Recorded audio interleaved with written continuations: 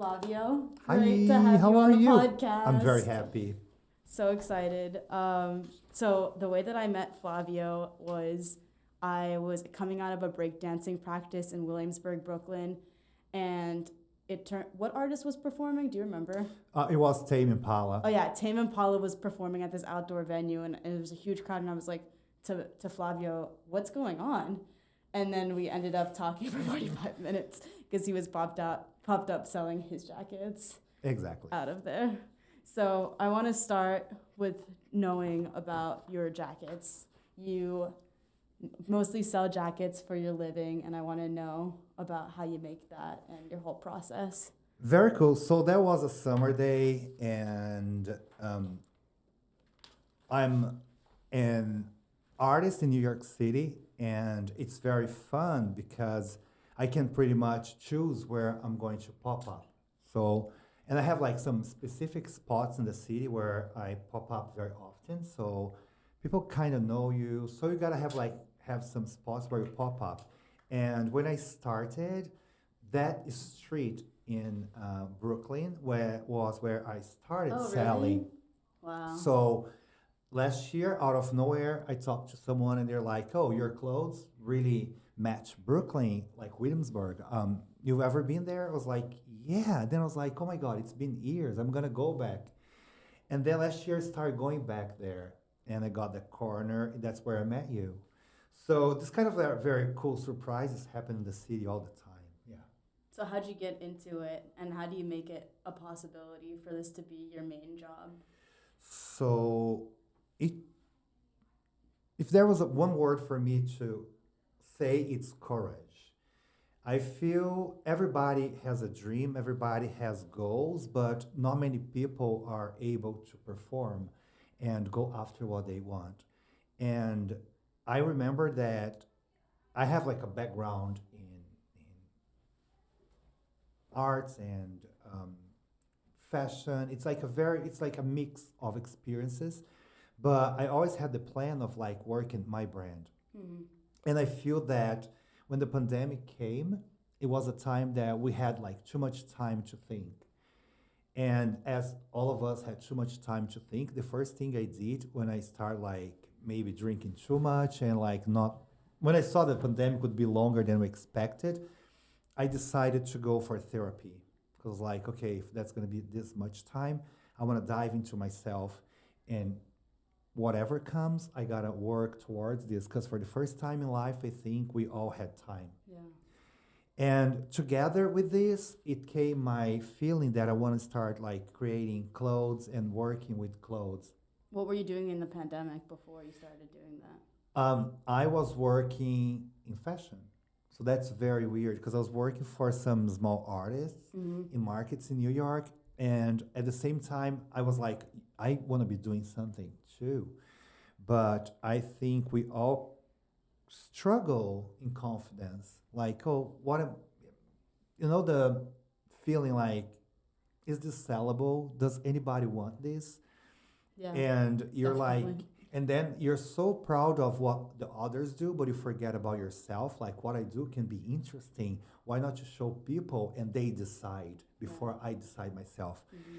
And in the pandemic, I had this amazing therapist, and one day she was like encouraging me to go and follow my passion. But then I was like, maybe that's not good, or maybe it is good. I don't know. And then I started making things. And I was like, okay, let me start doing things. And I started doing things. And at some point, I took a rack and I went on a corner in Soho. And that day I sold like 5 t-shirts. And I was like, wow, some people bought t-shirts, mainly friends. And I was like, okay, friends or not, the money is in my pocket. I count as sales. Yeah. Next day I went there, nobody bought a thing. The other day I went there, someone bought one shirt. The other day I went there, nobody bought anything. The other day, and then it started. And then I started like meeting artists in New York, and everybody had their shit going on. And they're looking at you and like, everybody's in the same boat. So like, just keep doing it. Mm-hmm. And I never stopped. And that's like, I never stopped. It's been like 5 years now. I never stopped. I just kept going, and still going. So that's the thing. Nice. Did you stop working for the other? No, like New York is crazy. Like it's a dream. Sometimes I can do that. Like this season, it's Yeah. easy for me. I just work outside. I can make a living. Yeah. But outside that, no, you gotta like still. So I have like side jobs that I go and I work a few hours, and but never. That's one thing I learned is like if that is your goal, always keep that inside. So what I have is I can even work for other people, but my main goal is my brand. Oh, my brand is House of Totes. If you're curious about it, House of Totes. Great Instagram. yeah. If you're like, oh my God, but what is he talking about? It's House of Totes NY. Yeah. Okay. And you live in Upper East Side. What does that look like? What's your apartment like? Tell me about, paint a picture of I'm what on- it's like. I'm and- on the Upper West side. Oh, you're on Upper Brothers, West Side. yeah, Brothers, West and East. I'm on the West. So For me, it's all the same. It's just exactly, up there. it's up there. For me, it's like a big difference, is but a big difference. I understand. Yeah. So I feel like when I was like a little child, when I was like a kid, I would see New York and really think, oh my God, I want to go to New York. I want to see New York. But I never actually planned this to happen, but like it happened. But the point is, when you move to New York, you start understanding that every corner is like a movie, but sometimes it can be like a romantic movie, a terror movie, a comedy. I feel Upper West Side, I live right by Central Park. It's just like super cool. People ask me, you go to Central Park every day? No. Yeah, of course. I'm always like, but it's a very good address, very easy to go around. The trains are all around there. It's like an amazing spot to live. But I What think streets? this is the 70th. Okay. But what happens to you is that one thing is to visit New York. Another thing is to live in New York City. When you live here, you gotta pay rent. You gotta pay your bills. You gotta survive. And it's not as romantic as when people visit. So I see people visiting and they're like, oh my God, my dream is to go to Times Square. I'm like, really? And then when you live like in such a beautiful place, it's like you don't take as much advantage of your address as you should because you are busy trying to make money, trying to survive in the city. Yeah. So I just love, because I live with my best friend, so it's me, him, and a dog. Aw. Yeah. It's a small apartment, a two-bedroom small apartment. I think it's a building from the 1920s. Oh, nice. Yeah, but as everything in New York, they are either super new or super old. Right. My apartment is super old. So basically, I feel there's a connection there of you belong to a neighborhood. So I'm surrounded by restaurants. I know most of the waiters in the restaurants. So every time like I'm walking, I talk to them. My neighbors know me. It feels community.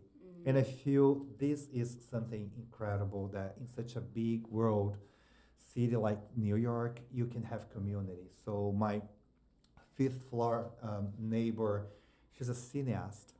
So she invites me for her movies and she invites me for her Christmas party. Her family is Indian. Then I have like, I'm Brazilian. So we have the Brazilian people, like the waiters work, we speak Portuguese and we talk. So it's just like I feel there's community. Yeah. So I say it's not my address, it's the community you build. Yeah. So I feel that's a special thing when you have community. And that's really hard to get. Yeah. And how long have you lived in that apartment It's or been in like that area? 5 years. Okay. Cool. So it's like been a long time that it feels like you belong there. And that's a crazy thing that far from home, you have a place, Yeah. you know? And it's like, you belong here. Yeah. It feels like I'm home. And that's like, you were there. Yeah. You feel whole. How long have you lived in New York total? 6 to 7 years. Nice. But you feel like this is more home than Brazil, even? Yeah. Wow. In a different way. So I feel we go through phases in life. I feel we we have moments, Yeah. and it's been my New York moment. It's been a moment that I can find myself here.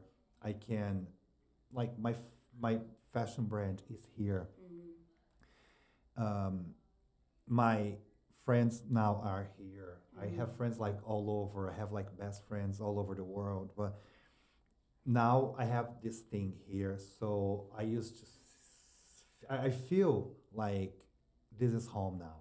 Got you. Nice. So, speaking of belonging, I want to dive deeper into your sense of Here we go. identity. So, how do you normally introduce yourself to someone? That's a very fun question. A thing about me is I feel I'm kind of person that I'm very talkative. I'm outgoing. Yeah. So sometimes I can talk to someone for 1 hour. That sounds And- like a familiar experience. And we haven't even like exchanged names. The conversation flows. And I feel I'm very intense. Sometimes in 5 minutes of conversation, I told someone so much about some specific way I see life. If you introduced yourself to somebody like that and you felt like you wanted to introduce yourself, your true self to somebody, how do you go? How would you say it? I never thought about it because basically I'm kind of person that I don't have barriers. I just talk Yeah. and I can't hold my thoughts. And that's a reason that people might love me or hate me because I feel anyone I meet on the streets, it can be a stranger that you meet for like 3 minutes. I'm gonna have like a conversation as I would have with anyone because I feel like as a human being, we are here just to exchange things. We are like exchanging things all the time. I'm telling people who I am on the way I behave. That could sometimes be very polite, very outgoing, or more reserved. And I'm just like, that's what I'm saying. Sometimes after like half an hour talking to someone, they say, "What's your name?" And I'm like, wow, we've been talking about things Yeah. and we don't even know each other's name. So I never thought how I would introduce myself because I feel just like these things happen. Yeah. Well, I feel like what you just said is also a way to introduce yourself that works really well. You know, it's like I don't people sometimes people like, "Oh, how do you see yourself?" And you're like, "Oh my God, you don't want to know." You know, because like every day you're gonna see yourself in a different way. Totally. And it's so hard. And like maybe you just met me that day. You yeah, know? and that's you- just how that person will see you because of you that day. And like you cannot be plastic. Sometimes you can be an a-hole with someone one day that you just woke up not feeling 100%. Totally. And people are gonna think you are like that forever just because you had like one bad hair day. That's a risk we take every morning. Yeah. And then you specifically chose to show your art in the form of jackets. No, so the point is there are different ways. So I feel we just try different things. I think we try like what could work and how could this work. I made like pants, jackets, blazers, um, shirts, t-shirts. But also when you start like a small business, you have to see how things work. So you are always trying new things. So you may try one thing and that thing is like a hit. People buy a lot. Other things people find cute, but they don't buy as much. Or like for me to make pants are very complicated because they have sizes. So I have to have like a very big inventory. And as I have to, like, first of all, it's handwork, so it takes a long time. The process for making one piece is like very long. So I have to like maximize it. Right. And then I want to come to the point where I can have like a big range of like items, but I feel like right now the jackets are something that is just like my signature. And at the same time, I love vintage. So my brand is like vintage pieces that I rework them.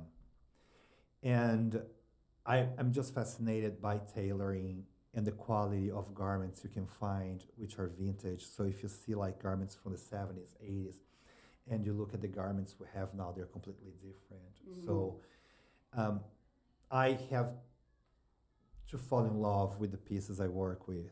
So basically, when I build something, I was in love with that. And I feel like this is my artistry, is that I make with love. So when someone buys something, it's just like taking my baby. I'm like, oh my God, I just love it. Yeah. The person is gonna have it. And sometimes people say, who are your clients? I'm like, whoever wanna buy my things. Because when you have your beautiful money and you say, I want to buy this, is because you loved it. Because nowadays, every corner you look in the city, you have people selling things. When you see someone buy your things, it feels so special because they believe what you're doing. They love what you're doing. Because nobody's going to buy something for mercy. They buy because they love it, because they want it. Yeah. And that's the best feeling ever. Not only because of the money, because you work for that. We're in a capitalist world, but that someone believed in you. Someone believed what you're doing. Yeah, and they found value in what you produced. And this is like priceless. So, of all the different forms of art, why fashion? Why do you choose to express yourself through the medium of fashion? I could be very honest and tell you that I love like so many different forms of art, but I'm not talented for them. So I love music, but I don't play instruments. Painting is amazing. Drawing, I have like some people, I see them drawing like, oh my God. So fashion is what fits me. I know how to, it's part of my DNA, fabric, pieces, materials. And when I'm doing that, I just feel like whole. I feel like I'm doing something that I really feel well doing. And I feel that's my talent. That's what I do well. So it was very easy for me because I could see like, oh, I wish I could play an instrument, but it's so hard for me to learn. Yeah. And then like, also like I cannot sew in the machine. Everything is handmade. Yeah. You know, so that's another way of valuing things because I see like whoever helps me, I try to pay very fairly because I believe people who can do things you can't should be super valued because if you can't do that, it's because it takes some skills you don't have. Yeah. So that's one of my first thoughts. I value people so much for what they do because if I need them to do that for me, it's because I don't have the skills or the talent to do that. Yeah. And that's when I overvalue people like, you were amazing. Thank you for helping me because I can't do this. Yeah, yeah. So when did you get into fashion specifically? Like there was a time when you were just getting started. And I'm sure there were a lot of other avenues you pursued first before you found this thing. It's very funny because so my mother, she's a craftsman. So I grew up with my mother crocheting things, and my mother, she's so talented. She's an artist. She's in Brazil. Cool. So I grew up, and she had like a clothing boutique when I was a kid. And I grew up just seeing what that. Kind of boutique? Women's clothes. Oh, okay. So I grew up just seeing this. Like, I remember when I went to, I spent like a semester in art school. And basically, when I first met Jackson Pollock, I was in shock. First of all, because I fell in love with him for being a bad boy, this American bad boy and everything. I was like, wow, he's super cool. And when I started seeing his art, that reminded me so much of my mother because my mother would get those splashes of tint, of ink on her pieces, but my mother never heard about Jackson Pollock. And I started like thinking how art can be connected, how the feeling comes that people do something equal in different places, not even knowing about each other. I mean like my mother, Jackson Pollock, like sometimes. For those who don't know who's Jackson Pollock. It's like a synchrony. They're like, oh my God, yeah, like that's. And then I was like, wow, I've seen that when I was a kid. And it was Jackson Pollock. Wait, for people who are listening who don't know, who is he? Jackson Pollock is, I can't say that, but like it's a very important American plastic artist. So he's got like those very big paintings that he was like, he's beautiful. He's like very emotional. So he'd get like pots of paint and just like throwing those gigantic canvases. It's like a happening. If you have the opportunity, if you don't know, here in New York, if you go to MoMA, they have some Jackson Pollock. Google Jackson Pollock. For some people, it's very abstract. For some people, it's gonna be like, oh my God, this is bullshit. For some people, like me, you're gonna feel something. So the emotion is part of art, and he makes you feel some kind of emotion. And then Jackson Pollock and this connection, and then I start like feeling a lot about how art works and how art can come to skin deep feelings that you want to express yourself through art. And that comes in connection of how you create things. I feel it's very much like how you feel, what you're creating, and like you have to find like how you're gonna create it. And I feel like fashion is something that really communicates in like we live in fashion. The way we dress is a political act. It's like you're dressed today. I was doing something now. I had to dress more like normally, so I'm wearing black. It's hot. You're wearing this, so we choose what you're wearing. And coming from like the small town, my mother having the boutique, me having this access to things, I was like, I like clothes. And I was like, the way I dressed, I remember that I wanted to pick things because I remember in the 80s, I'm old, I'm like 45. So isn't that crazy, guys? I was he like, looks like he's 30. Thank you. Like, so I was like, okay, so in the 80s, this fashion of the 80s, I would observe people. And I was like, I remember like my cousin, her friends dressed in those dresses from the 80s. I was like, that's funny. And then like I had that. And you cannot run away from what you're meant to. You cannot be brave, or you can choose different paths of life, not to follow that. But I could never get too far from that. Wow, that's amazing. And tell us a little bit about how you grew up. Like, what was your So I grew experience up in a small town in Brazil, in the state of São Paulo. And there was this, my family was very like humble. My mother, she had like her shop. My father was like a decorator, like a house like painter. A very simple family. But I feel I was born very different. So when I was like very young, I felt like this call for learning languages. And I remember that I was obsessed like with the world.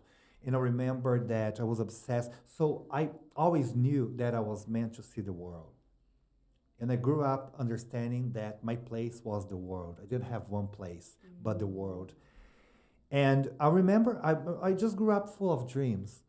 And one thing that I tell people very often is when I look at my little me in the 80s, just a child, and I look at myself now, I would look back at the child and just say, you're doing the right thing. Because it wasn't easy, but I never gave up what I believed and who I was. So I always kept true to myself, who I was, and I always believed myself. So for me, nothing is impossible.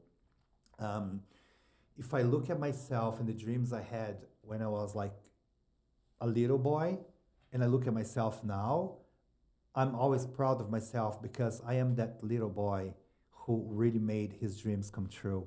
And just to make sure people understand, living a dream or like your life dream is never easy. So it's not like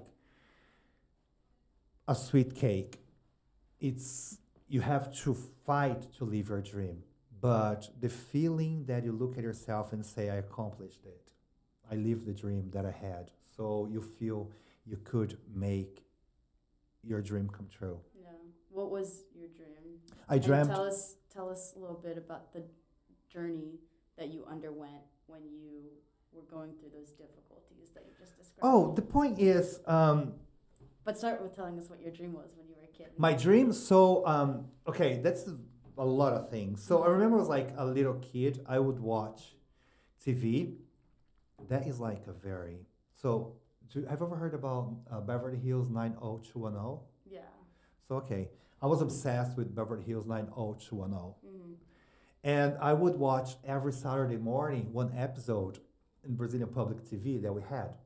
And I started learning English by myself because my dream was to move to LA and be friends with them. So I would get books and start learning English by myself because I was like, when I learn English and I'm a little bit older, I can like live by myself. I'm gonna move to Los Angeles and be friends with them. Yeah. And that moment, I knew that the world was a big place and there was a lot happening, and that I could. It was like a possibility for me to go out there and see what was happening in the world. But of course, it's not that easy. But at the same time, it is. But you gotta find a way. And I remember that I would study nonstop. I would read, if I saw a newspaper flying on the streets, I would grab the newspaper and read what was there because I was curious to know. Since I was very young, I was very curious about cultures, languages, geography, history. I want to know what's happening in Madagascar. I want to know why was like a royal family in Hawaii and why they aren't there anymore. So I would be very curious about anything which was containing history to talk about. And that made me like learn more and more and more, and be more and more curious when it comes to the point that you're like, I want to go out and see what's like out there. So when I was like 17, yeah, there is a huge population of Japanese people in Brazil, specifically in São Paulo, my home state. And every year, the Japanese government would give away 3 scholarships for public school students from São Paulo to go to Japan and spend 1 year as an exchange student. Wow, that's amazing. And one day, my school English teacher was like, "Hey, Flavio," because I had the dream of coming to study in the United States, high school in America. But then she was like, "I know it's not where you dream, but like there's like a scholarship in Japan." Yeah. And then I was like, "Oh my God, konnichiwa, I'm going to Japan." And of course, I went through all the process, but like I didn't win the scholarship because of my school grades. So the Japanese government, they choose the best students. And Japan is like a different thing. But that opened but that's what I tell people. When you do one thing, you have to be always like, I was living in Brazil, in my small town. Everybody there was super happy. I was like uncomfortable with the place because like I want to see the world, not stay here. Every time I found like a book and I would see this book and read a little bit of the book, I would have in my mind, I was like, I have to prepare myself. I have to be ready because when the day comes, I'm ready. So I would study a little bit of Spanish, Italian, Japanese, English, German. I would learn because it's like when the big day comes, I gotta be ready. And that's what I did. So basically, when I applied for this Japan scholarship, the Japanese government didn't accept me, but at the same time, it's called AFS, American Field Service. It's like a worldwide exchange program agency. My hometown host committee, the lady tells me like, they didn't choose you, but I see you're very interested in seeing the world and everything. She was like, if you want to help us, we need people helping us to host exchange students here. And what we could offer you is you could help me finding host families, host schools, and you're going to start meeting people from around the world. And from that day, I started like meeting so many people from all over the world. So instead of me traveling abroad, I would bring all these people to Brazil. And that way I made, so like I have friends that I've been friends with them for almost 30 years. That when we were teenagers, they came to live in Brazil. And that way was the way that they also, as a friend, opened me their houses all over the world. And then I started traveling around the world to see those friends. Yeah. So I could spend some time in Finland living with my friend. I could stay in Germany. I could go like anywhere and just like stay with people that I met through those programs. And that was the way that the world welcomed me. And instead of like going and living in one place, meeting those people, I had the opportunity of meeting like so many different cultures and nationalities. So I always tell people sometimes the way you prepare yourself is not the way you expect things are going to happen, but things are going to happen, but in a completely different way.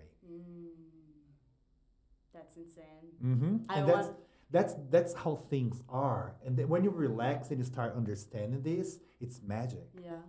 I want to know more about what the other dreams were, but since we're at this point in your life, I want to know when when you had dreams of coming to New York.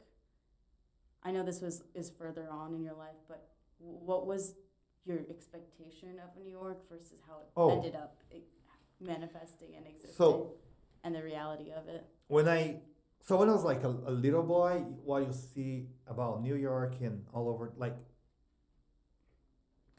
it's very funny when you talk to Americans. I mean, like, even New Yorkers, because when you talk to them, it's just here. So for you guys, like, oh, it's just New York. When you're a teenager abroad, you think of New York. America sells its culture in a very specific way that the world dreams about America. Nobody cares about the rats on the streets. We don't know they exist.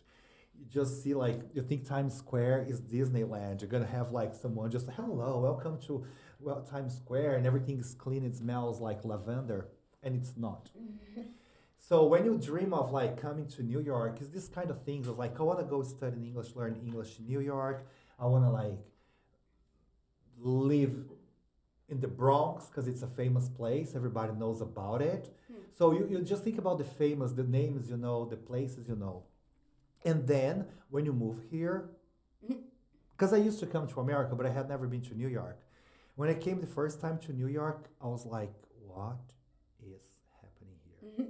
I was in shock because things are way different. It takes a minute, but then when you understand New York. So what was it like when you got here? People are very loud. New Yorkers are super loud. I remember I came here after some time I was spending in England. And I remember this day I was on a bus in London, nearby London. And I was listening to music. And it happened like numerous times it has happened to me. I was listening to music on my headphones. Someone came after me and they just called my attention. I was like, yes, they're like, it's too loud. The music? And I was like, excuse me, like I have my headphones. They're like, it's still too loud. Turn it down. And I was like, how does it bother someone? I move here. Jesus, the guys come with the sound boxes, like bumping the sound, and you're like, what? And it's normal here. Yeah. So I feel New York has a very specific way that people live their lives here. No matter what, people are living their lives. Yeah. You meet someone, they're gonna be amazing. But everybody, in a very good, selfish way, is just living their lives, their dreams. But do you feel like the sound is what made you be like, what the fuck? Because you said when you No, got everything. Here, that was like, it's what dirty. What do you think was the epitome of that reaction? No, if it's like, it's dirty, MTA doesn't work. It's a complicated city for newcomers because either you're here as a tourist or you're here to live. When you're here to live, things are different from what you expected. The trains take you everywhere, but there is a cost for that. They're delayed, they're dirty. You have like, you know everything. Yeah. But I think a lot of people don't live in New York, so I want to... So people don't live in New York, be prepared. It's an experience. It's like a human zoo. Sorry. You're going to see all the things you don't want to see, but that makes I saw somebody peeing right by a park bench as I was walking by. Oh, that was beautiful. That was like very polite. Because you see things that you're like, what? But everybody... And people just act like it's normal. And exactly. You're numb. What I learned here is like, just pretend you're feeling numb. Like you see things blasé, like, because nobody cares. It's just like, I'm too busy with my life. You learn in a good way how to be selfish. Yeah. You can't save the world. You got to at least save yourself. Yeah, true. So you're gay, Yeah. and you were gay in Brazil, and you were also gay in New York. What were the experiences like in those two different places? Were they different, or was it similar? You know what's very, very interesting? Gay life, I feel now anywhere in the planet is the same. Hmm. There is an identity of being gay that it's a culture that they are very similar anywhere. I feel Brazil, the way Brazilians behave is very different from here. So we are more sentimentally open people, which means we experiment more. So we are more open to meet people. I feel here is the same but different. Hmm. I feel the gay world is more open, but the dating life for straight couples or sometimes even gay people is just like takes longer To connect. to connect. But back in Brazil, we have something called ficar, Mm-hmm. which is something like to date someone, one night stand, but it is very popular. So for us, we have less strings attached. It's more like people, I wouldn't say people are freer, but people experiment more. Hmm. It's like a very You Latin. feel like there aren't as many one night stands in New York? Like it's not as much of a culture in the gay community? Oh, in the gay community, yeah. Because I feel like in New York, the dating scene is so hard and nobody wants to commit, and that's really commonplace to have one night stands. I At feel most a situation. that's the world now. It's very hard to find people. It's very hard to connect because everybody's afraid of everybody. Like everybody has a phone nowadays. So like in 2 minutes you can find someone on your phone. Literally. But at the same time, are they going to stay? Do you want someone to stay? Because some people are at the point of saying, I don't want anyone to stay in my life. I'm too busy with work. I'm too busy with this. And also New York is a city that people sometimes are just passing. People come here for like, because of work, come here for study, come here for like 6 months experience. It's a place that some people, like sometimes people are not here to stay.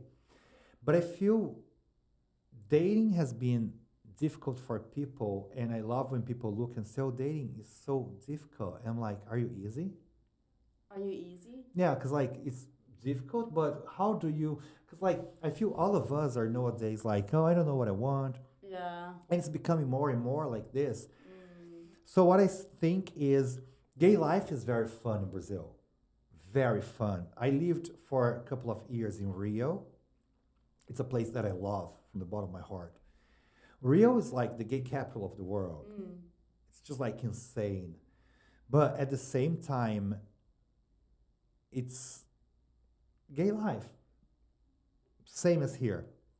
You go to clubs, you meet people, you have fun, but the next day nobody calls you or you don't call them. It's like that's a tough game. Yeah. So I feel it's pretty much the same everywhere. Oh, so you're saying it's the same, like that's the same in Brazil, it happens the Yeah, same? yeah, I feel like it's pretty similar, very similar. Okay, interesting. Okay, so I want to know about your life in New York. Oh, also. tell me, ask me anything. Walk me through a typical realistic day in the life. Oh, now we're gonna come to culinary because I'm gonna start like in the morning. So there is another thing that I learned that I love nowadays is like from the moment you wake up, sometimes you're already giving yourself to the world. So like you wake up, you gotta go to work. You wake up, you gotta do this. We are full of things like the to-do list is like big throughout the day. We live in a city that every single corner is filled with people. One thing that I used to have a different lifestyle. Nowadays, I'm much calmer.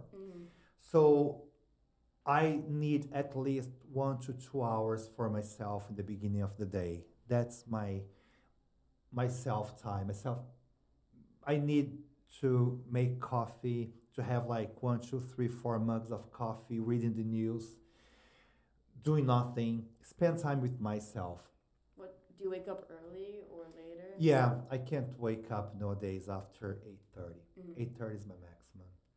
And then I have, because that's when the ideas come, because of like what I work, my brand. When I have some side jobs that sometimes I have to be there, so I have the time to be there. So I need at least 2 hours before there to stay with myself because I feel it's just like you've been robbed when you wake up and you have to go places straight before.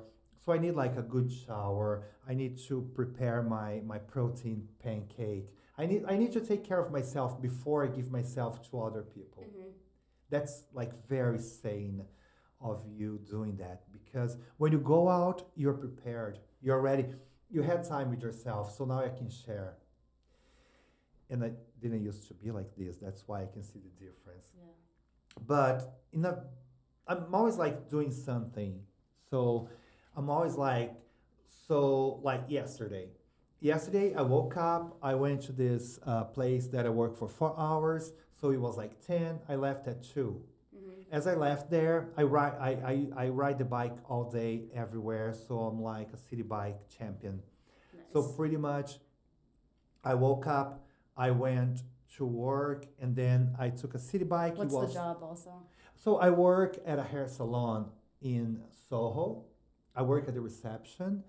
So pretty much I go there, I have fun, I talk to amazing people, the place is amazing, and then I have fun with them. Then I say, okay, now it's time to go home. Then I go home. I rode the bike by the river. So when I got home, I was feeling like super bad because it was too hot. Now it's summer. New York is ultra hot. I was like super hot. Then I had to cool it off. Then I had to walk the dog. Then I had like new pieces. I want to start like imagining how I'm going to make them. But then I had to do my laundry. Then I had to go to the bank and get coins to do my laundry. Then I forgot I didn't have like powder soap to do my laundry. I so hate that. exactly. So that's like it consumes your time. Yeah. So I had to walk my dog, okay? Then I had to go to the bank, get quarters. From there I had to go to the supermarket, get my soap powder. Then I have to go to the other building and do the laundry. It's a dirty dungeon with the machines, so ultra hot. Then I have to fold them after 2 hours. So it's like it takes so much time just to live here and do a basic thing. It's like doing your laundry. Yeah, I feel that. And while I do the laundry, I do some other things. So I was like cleaning the bathroom, then I was like stitching some clothes, and then I was like, okay, I gotta go to the gym. Then I go to the gym. Then I come back home. I work a little bit more. I read the news. I do something. Then I sleep. It's over. And that's typically how it goes. No, every day is different. Yeah. Some days I love going to the gym. So I go to the gym like almost every day. So that's a place that I can like do a lot of things. So when I'm there, sometimes I'm listening to some therapy tips. And then I'm thinking about them. I'm watching some videos that talking about issues I have now or ideas. Or every day I have like a different thing. I love music, so I research a lot of music. Working out makes me think. Working out's like therapy for me. Yeah. Riding the bike and working out is therapy, and I learned that. So as you get older, you need to keep your body in shape because you're getting older, and that's something. And you're gay in New York. Exactly, and you gotta show off. Like, hey, how are you? But the point is, you gotta feel good, and working out makes me feel good. So that is a to-do, like top 3 to-dos of the day, working out. Makes me feel better. And that's something I learned after I started working out, of course. Because before I was like, oh, why? Yeah. Now I'm like, you need it. Yeah. So you said that you work on your pieces. You start working on your pieces also. Can you walk us through your creative process when you're It's very creating one? crazy. Very crazy. I love museums, I love art, I love galleries. So we are here on Orchard Street on the Lower East Side. This is the new place in New York. It's been going for years, but now it's like heavily. You can see what's happening here. It used to be like a Chinese, small, crazy, sell anything shops. Now when you look, it's just like those galleries, those boutiques, those cafes, and those bookshops. Things are changing way too fast here, but still, like, I love this part of New York. Sometimes, like, I come here one of my favorite bars in New York is called Clandestino. It's by the end of the road. Oh. It's amazing. What's it called? Clandestino. Clandestino. It's on Rivington. It is on Canal. Oh, okay. So it's like down here, Orchard and Canal. So during summer, they have tables outside. Sometimes you see some Hollywood people out there. Crazy, super cool. So and like cheap beer, beautiful people, just sit there, every kind of people. And I feel uh, I'm honored to live in New York because you see here, there's window in front of us. If you just sit here and stare at people, people are inspiring. I don't like 100%. New York fashion in a sense, New York high fashion brands. I don't really see anything special. But when we talk about small, mini artists like me, I mean, like I'm the bomb. Like when you see like small creators in New York or the way people dress, it's just like inspiration forever. For sure. I Like feel that way too, sitting on the subway. Soho, West Village, Lower East Side. There are some spots that you just sit down and you just sit down and watch people. You're like, what is this? And Brooklyn too. Oh, but it's a different. Like I'm becoming too New Yorker, too much of a New Yorker. I don't consider Brooklyn, Manhattan. These things like when we talk about Brooklyn, like it's like you just sit there and watch people. That's like a fashion show because people are cool and they're genuine. Soho has a lot of like posers. This young kids they want to be cool, videos for TikTok, whatever. And Lower East Side too, I feel like. But there are some spots. So like here, it's full of galleries. Sometimes you're just there, you talk to people, like, what is this person? Like, they look like a Renaissance painting, and you're like, woof, blown away. Yeah. So I feel like creating is a process that takes imagination. And sometimes this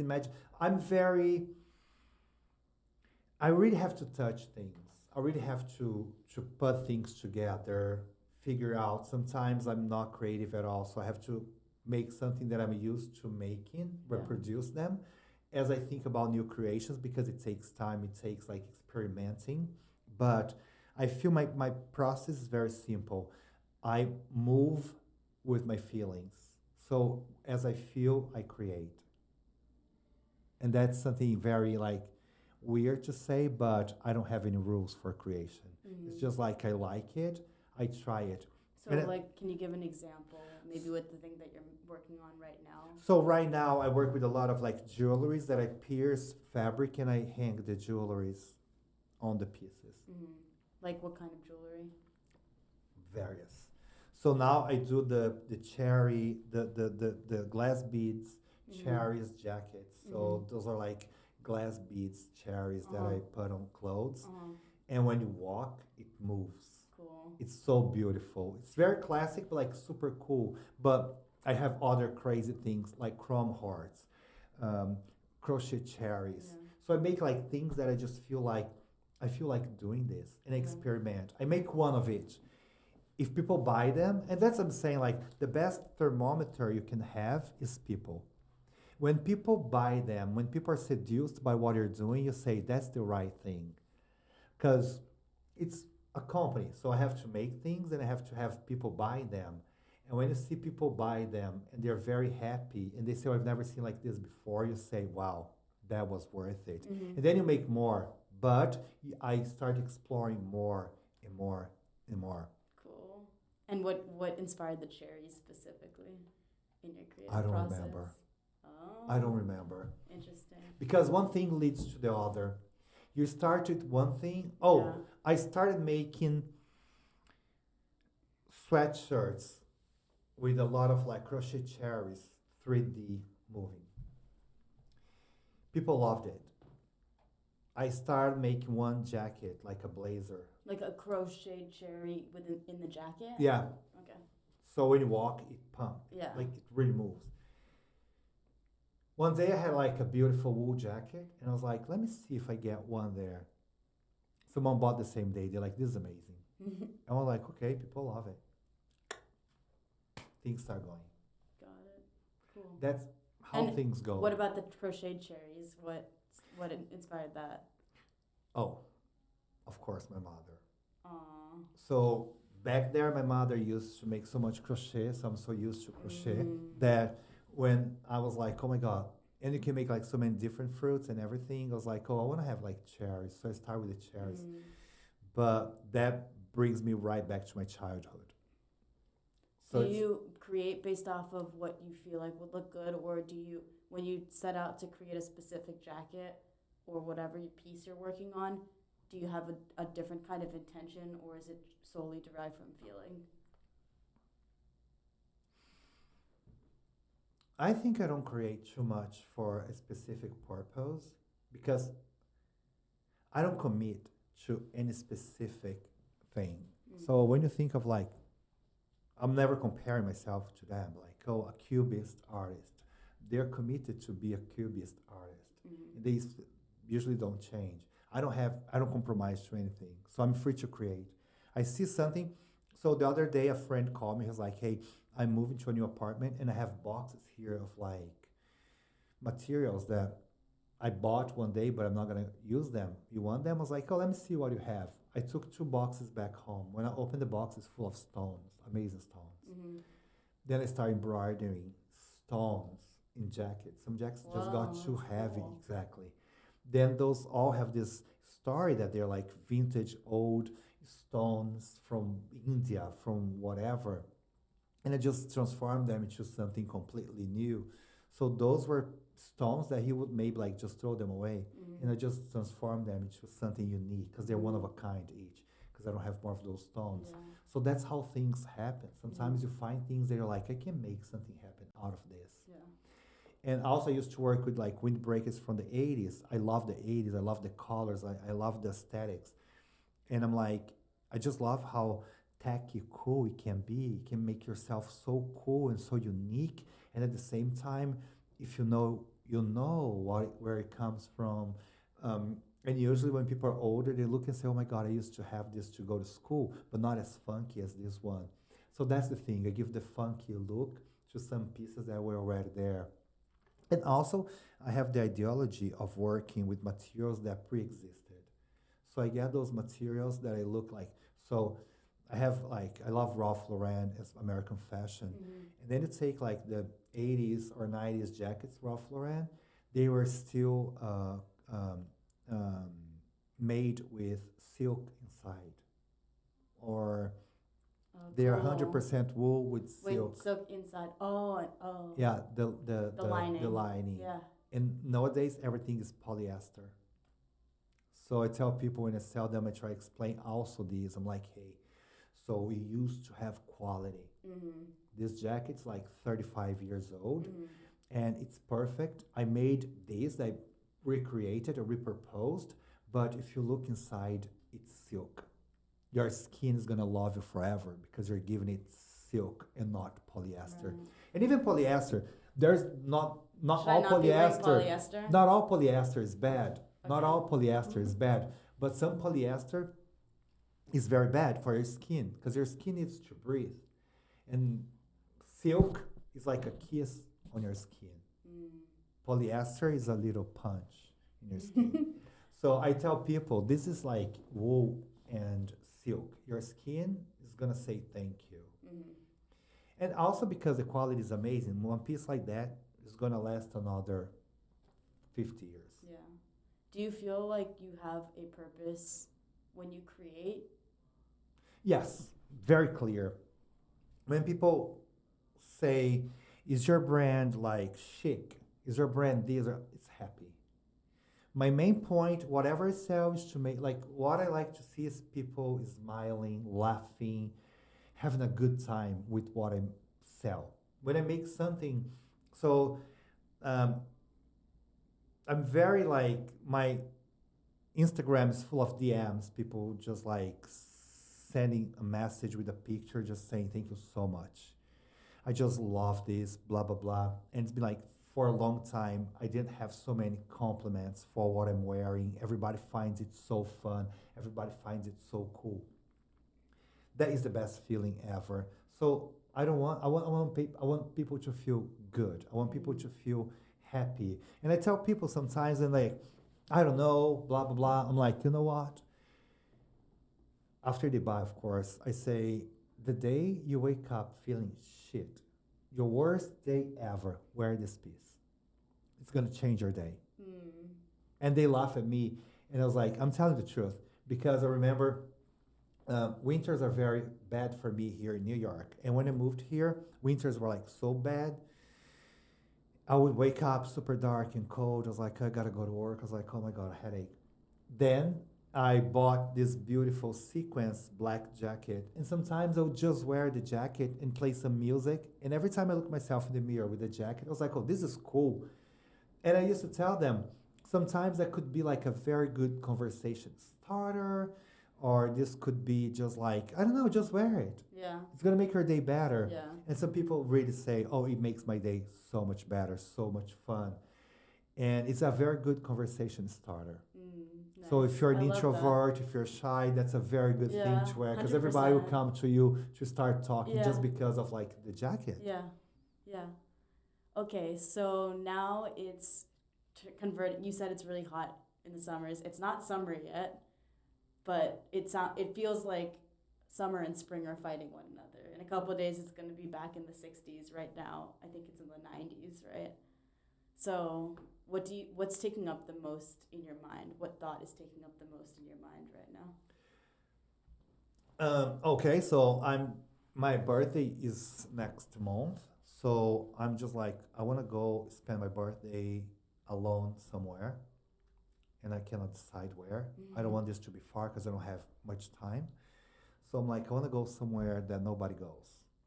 I love meeting, and I love traveling to places and meeting the local people, Yeah. how they live, because that's also inspiration. You want to You want to go somewhere outside of the country or somewhere in the country? I want to go somewhere like oh my God, I've been wanting so bad to go to Vermont.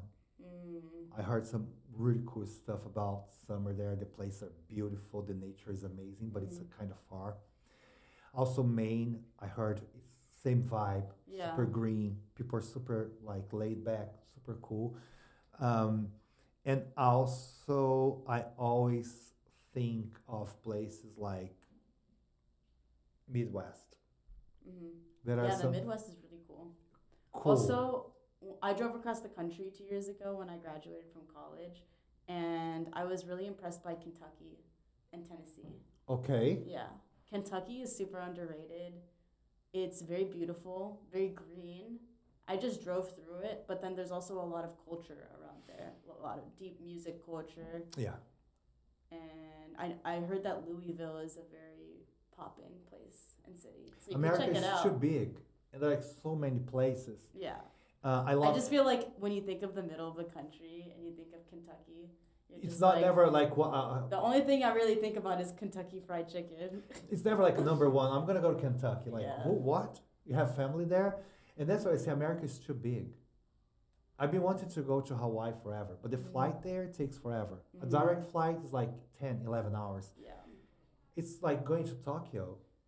So it's like so far, and like America is just too big. And when you think of like, oh, I'm gonna go to Vermont, it's like right here. No, it's far.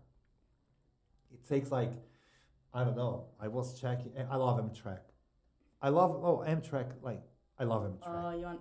Oh, sitting on a train in America, everybody must have this experience. It's just like a different. Oh, because I'm used to like not being posh, but I'm used to European trains. And then like the American Amtrak is amazing. Oh, the trips on the Amtrak, I'm like, oof, that's an experience. And they go like cool places. Yeah. And I feel like the journey by train is already. I hate airports. I feel a journey by train is already the journey. Just being on a train, crossing places, it's like part of the thing. Yeah. That's like so pleasant. So cool. That's exciting. And with the age that, how old are you turning? 45? 46. 46. Cool. At 46, do you feel like you figured something out that you wish you'd known at 25? Oh. It's a very interesting question because I loved who I was when I was 25. I love who I am now. I couldn't be myself now if I had not been 25. Of course. And I didn't want to know anything I know now when I was 25. So this kind of like sometimes people tend to think, I just think you got to be proud of yourself and you got to live your life now. If I knew what I was, if I knew things I know now when I was like 15, I wouldn't be who I am now. So I feel we are just a construction. It's it's a book. You gotta have the beginning, the middle, and the end. But one part without the other parts, it's not a whole story. So I'm just like, I love the mistakes that I made. I love the experience I had. I love everything. I love today. I love now. Yeah. You know, I What were the dreams that you meant? You mentioned the first dream, which was to travel the world, but I know your overall theme and approach towards life is to continue to pursue them, and I want to know more about the different ones that characterized I your ever life, dreamt. and also the difficulties that you had to overcome, because you said it's not a movie. I always dreamt of being myself. I always dreamt of. So I remember I was very young, a gay boy in school. I was suffering a lot. People are bullying me. I feel like everybody goes through this shit. People are bullying me. I was bullying people. They're aggressive to me. I was aggressive to people. Um, Being yourself, keeping your identity is so hard because sometimes it's way easier to give up. But I was like, you know what? I can stand this. I can tolerate this pain. So I'm not gonna give up who I am for them. And that's like a battle, because you want to survive and keep your integrity and be yourself. But at the same time, they want to destroy you. But at the same time, they hate you. You hate them. That's so toxic. And I could feel that I didn't want the tension in my life. But at the same time, you cannot choose. You're like a teenager. You have to go to school every day. You have to go to places. You have to live in that place. And what you dream is one day to be free. To be free to choose your own life, to be the owner of your life, and not let people maybe, because when you enter in this behavior, when you enter in this way of living, you are not entirely the owner of your life. You're not the one giving the orders. You're kind of dealing with that. And I was like, I want to live my life the way I want. And I feel like when people think of dreams or goals, they mostly think, oh, I want to own a house, I want to buy an apartment, I want to have a farm, I want to this, I want to marry the love of my life. People dream of things. My dreams are very basic. I was like, I just want to be free. I just want to live my life. I want to follow what I think it's right. I made right and wrong decisions that I think all of them were right because at the moment that's all I knew. But at the same time, I don't regret. I take all of them as lessons. So I can't see like, I feel like everything you do in life, you can be the richest person on earth. Something is going to be a weakness for you. And you have to learn how to overcome that. And that can be painful or that can be joyful.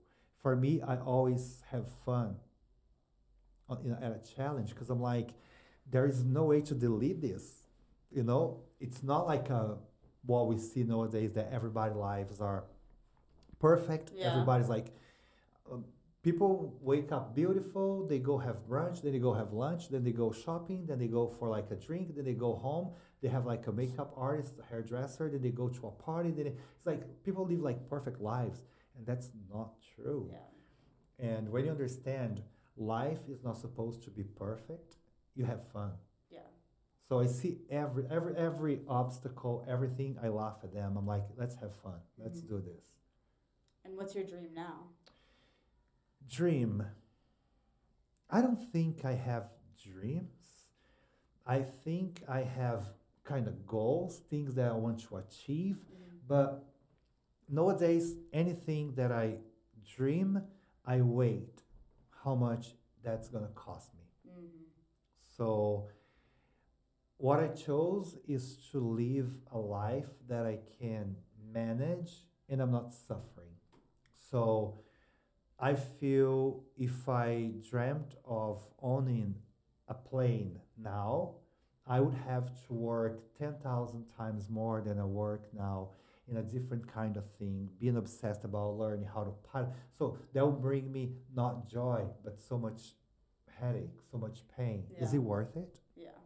So nowadays, what I dream is of having a very nice life where I'm comfortable, but I don't have to stress. I don't have to struggle. Yeah. So I feel like I want to enjoy life. Is it okay to ask what percentage of your income is made up of your business, specifically outside of Oh, your I would side say like hustles? 75%. Nice. That's awesome. That's that's what I tell people. It's like, but it sounds easy. It's not. Like, so I have to go all over places. Like I go everywhere, Manhattan, Brooklyn, Queens, try to find pieces. I have Yeah. to clean those pieces. Then I have, it's like so much work. Yeah. And then after everything's ready, I have to pack everything and go sell on the streets. And how do you decide where you pop up, by the way? What's your strategy The strategy or your way is of thinking about it? popular places where people are interested in seeing new things. So I always think Can you where. walk me through your thought process? So the thing is, like, I love Soho, but Soho, you have too many people just walking around because Soho is a place where people go to see and be seen. So not all the time Soho is good because many people are there just to stay around. West Village, people are chill, people are cool, people are there maybe for a drink, so they have time to talk to you. Williamsburg, amazing. Everybody's an artist, everybody's like super cool, laid back. They want to see what you're doing and they may buy. There are many markets, there used to be many markets in New York City that you could go and sell there if you're accepted. Those days are over. No more markets in New York. Really? Yeah, it's been like hard times in New York where you used to have like so many markets for newcomer, for new artists. Like you don't have them anymore. Why do you think that happened? Prices, everything's getting too expensive. So they can't afford having the structure you need for have like 100 vendors. That became like something too costly to do. They vanished in New York. Nowadays we have like two or three, and they're very hard to get because everybody is trying to get So them. are more people going to the streets, would you say? As a Yeah. so independent? You have like a lot of people, and I encourage people. New York is a city that people want to see more of this. Yeah. This cool For sure. guy who sells like handmade jewelry. Yeah. They become like icons in New York. Like, Yeah. oh, that guy is so cool. Yeah. And this is the rich thing about New York, Yes. meeting those artists, Yeah. For sure. What do you feel like, let me think, what do you feel like New York City, what's the most impactful lesson that New York City has taught you? Don't give a fuck to anything. Live your life. That is like from the moment one, you can't. If I take all my clothes off now, run screaming on the streets, people are just gonna look and say, "Oh, he might be crazy or an artist." Nobody cares. True that. That's bingo. Nobody's worried about you. Because sometimes, like, oh, look at him. Sometimes friends are like, oh, I'm not dressed up well to go there. Like, nobody cares.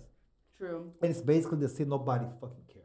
Yeah, the other thing I like to think about when I feel like my outfit isn't good is asking myself if I remember what my friend wore recently, that I saw recently. No. The reason why you're dressing is for yourself, and nobody cares about what you're wearing or what you're doing most of the time. No. And when you learn that, that's freedom. I'm just wearing this. I see like a restaurant. I'm like, oh, I'm hungry. I can afford eating here. If you can afford eating here, you're welcome. They don't care what you're wearing. And if they do, it's not a right place to go. I always tell people, if you're going somewhere in New York City that has a dress code, it's not the place to go. I don't know, maybe it's like some friend's wedding, a party or something. But like, if you have to dress up for going somewhere in New York, maybe it's not the place you should be going out. Yeah, 100%. Okay. What about outside of the lessons that New York City has taught you? Do you feel, is there one lesson that life has taught you that has really stuck with you? Yeah, life keeps teaching. So I feel like from every little things you do in life, you sometimes you just can't. So what life has taught me is to relax. That is the main lesson that I have gotten from life lately is like relax. You have no control. You will never have control of any fucking shit. Relax. Amazing. It's amazing. That is like, because we are control freaks. And I understood that most of the time I'm responding for people's comments because people feel so uncomfortable with your freedom not to charge yourself for things they like. So your values are different from mine.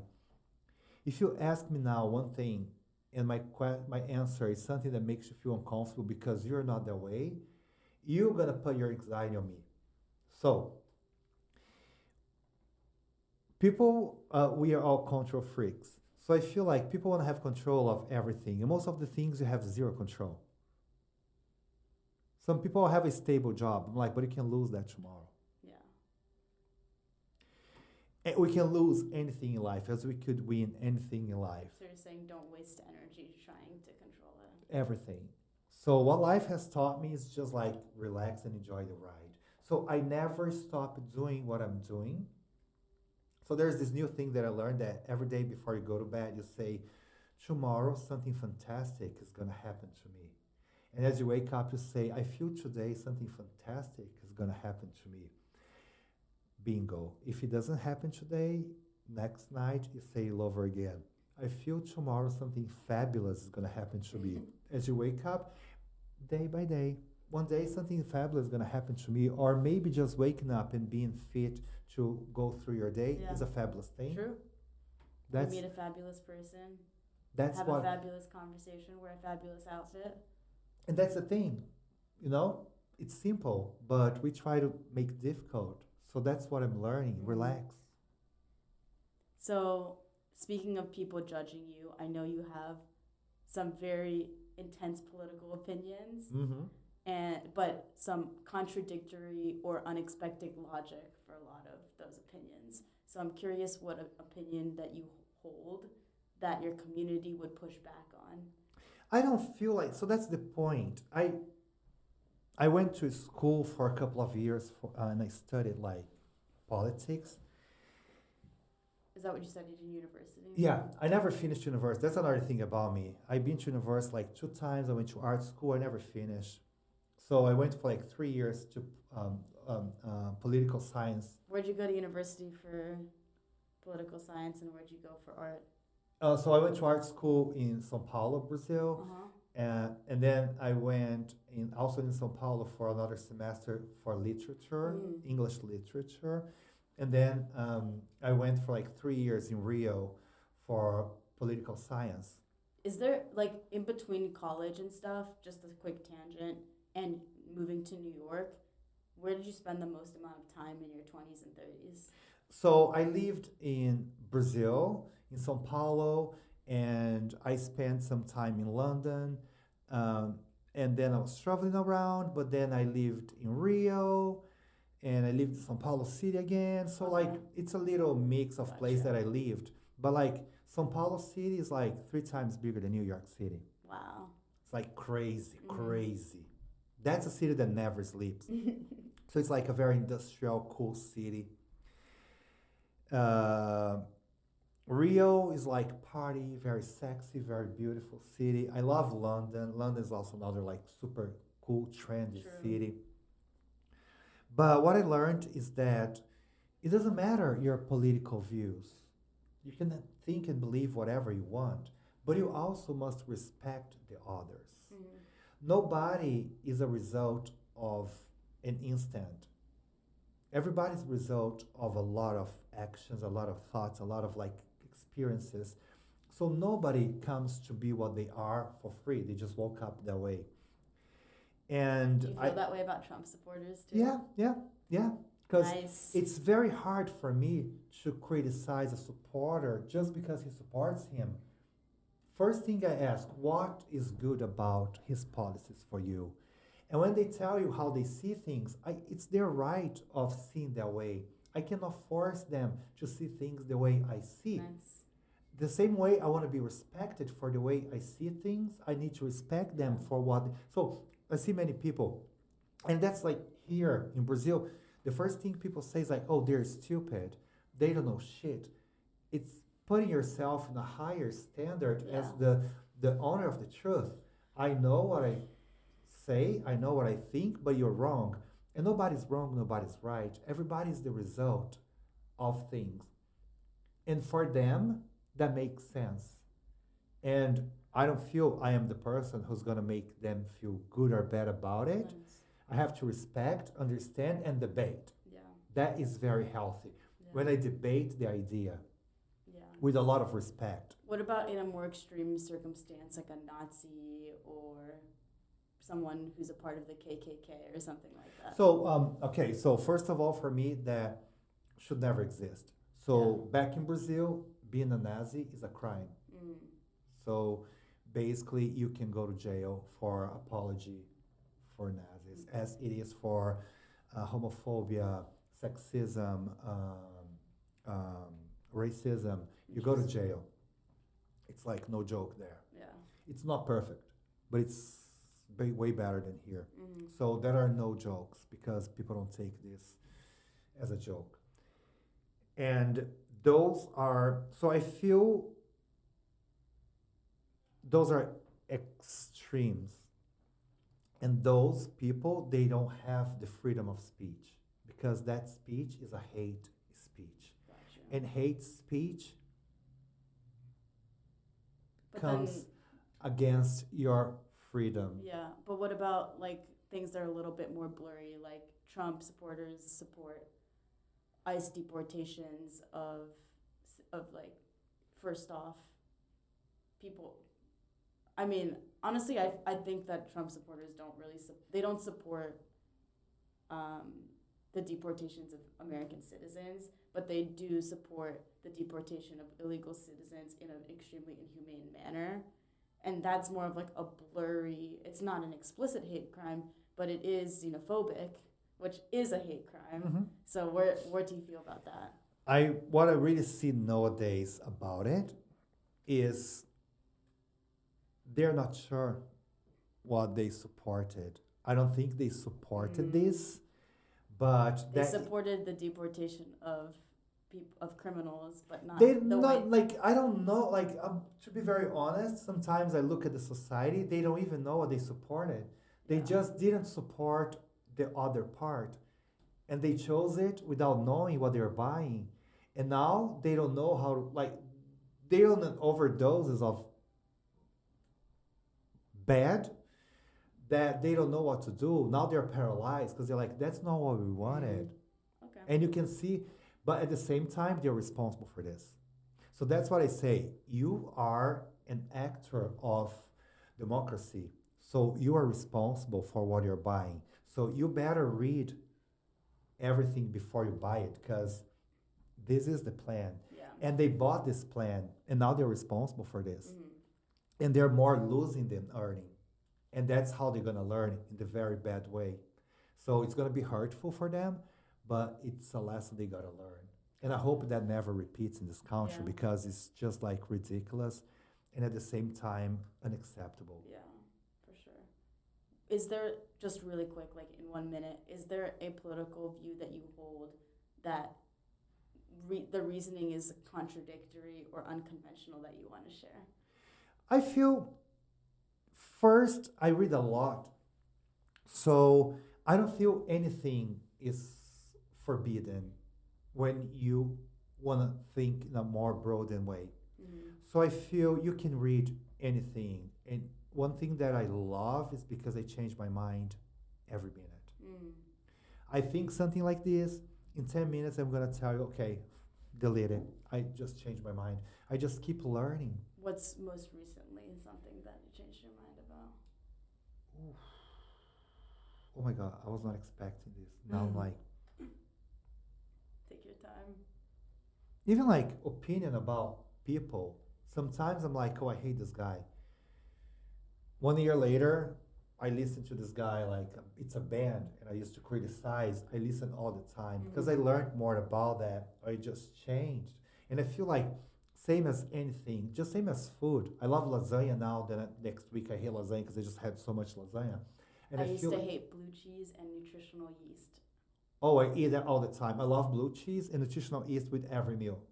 So It's good. very good for yourself. And Trader So Joe's good. sells for like $3.49. It's amazing. Yeah, I buy that one. You know? Yep. So I'm like, I just change all the time because I feel as a human being, I have the possibility of learning.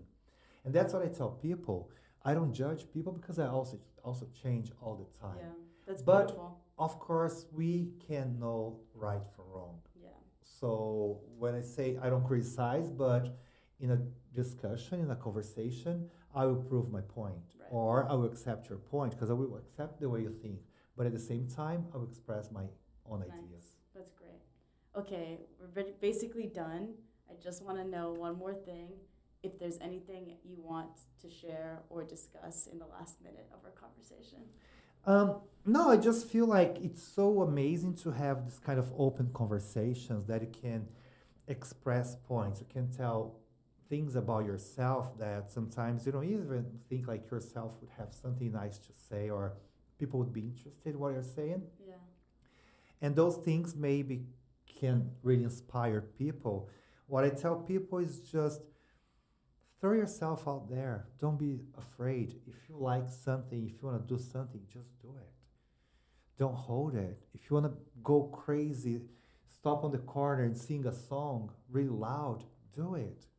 Do it, because one moment is going to be too late. Yeah.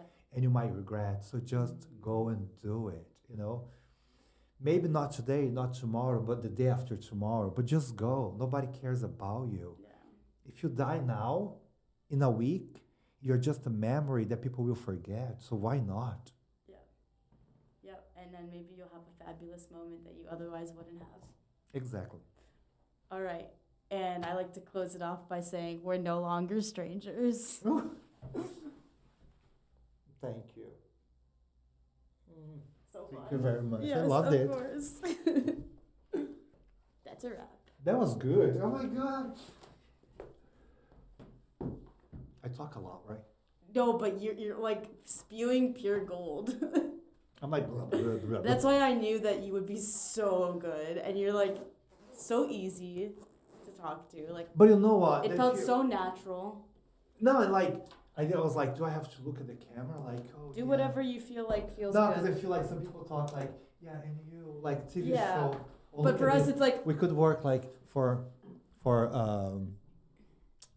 oh, a news. yeah, like Welcome and now back. the weather. Welcome back. And Welcome now back the- to our show. And now the weather. No, because I feel like And now the politics corner. exactly. Let's talk the bullshit about it. No, I feel like some people love you and some people hate you. Yeah. I'm very afraid Like of you this said. kind of things because, sorry, one day I was selling things on the street and a guy with the Google glasses was filming me. Oh. That's crazy. And then he was talking about my fashion thing. And I was like, are you filming? He's like, yeah. I was like, but I have this, he's like big on TikTok. Uh-huh. And then he posted a conversation he had with me. And he said my shirt was like $69. If you see the comments of people, they're so negative.